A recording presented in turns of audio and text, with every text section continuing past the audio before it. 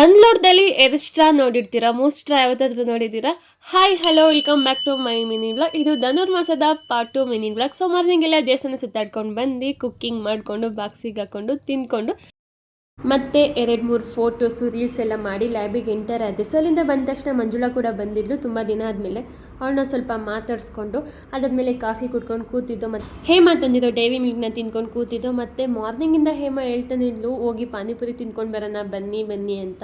So finally permission ಕೇಳ್ಕೊಂಡು ಹೋಗಿ ಪಾನಿಪುರಿ ತಿನ್ನೋಣ ಅಂತ ಹೋದೋ. ಅಲ್ಲಿ ನೋಡ್ರಿ ಸ್ಕೂಲು ಮಕ್ಕಳ ಇಲ್ಲ ಕಾಲೇಜರು ಅನ್ನೋದೇ ಗೊತ್ತಾಗಲಿಲ್ಲ, ಅಷ್ಟು ಜನ ತುಂಬಿದ್ರು. ಸೊ ನಾವು ಹೋಗಿ ಪಾನಿಪುರಿ ಮಸಾಲೆ ಪುರಿ ಜ್ಯೂಸ್ ಅಂತ ಮಾಡಿದ್ರು. ಸೊ ನಾನು ಜ್ಯೂಸ್ ಹೇಳಿದೆ, ನಾನು ಜ್ಯೂಸ್ ಬರೋಷ್ಟಕ್ಕೆ ಇಬ್ಬರು ತಿಂದು ಮುಗಿಸ್ಬಿಡ್ತಾರೇನೋ ಅಂತ ಅಂದ್ಕೊಂಡೆ, ಬಟ್ ತಿಂದೇ ಮುಗಿಸ್ಬಿಟ್ಟಿದ್ರು. ಸೊ ಫೈನಲಿ ನಾನು ಜ್ಯೂಸ್ ಬಂತು. ಸ್ಟ್ರಾ ಹಾಕೊಂಡು ಟ್ರೈ ಮಾಡೋಣ, ಫೋಟೋಗೆ ಫೋಸ್ ಕೊಡೋಣ ಅಂತ ಹೇಳಿದ್ದು. ಸೊ ಅಷ್ಟೇ. ಹಾಗಾಗಿ 3 ಗಂಟೆಗೆ ಎದ್ದಿದ್ದರಿಂದ ಲ್ಯಾಬಿಗೆ ಹೋಗೋದು ಬೇಡ, ಹಾಫ್ ಡೇ ತೊಗೊಳ್ಳೋಣ ಅಂತ ಅಂದ್ಕೊಂಡೆ, ಬಟ್ ಬೇಡ, ಫುಲ್ ವರ್ಕ್ ಕಂಪ್ಲೀಟ್ ಮಾಡ್ಕೊಂಡೇ ಹೋಗೋಣ ಅಂತಿದ್ದೆ.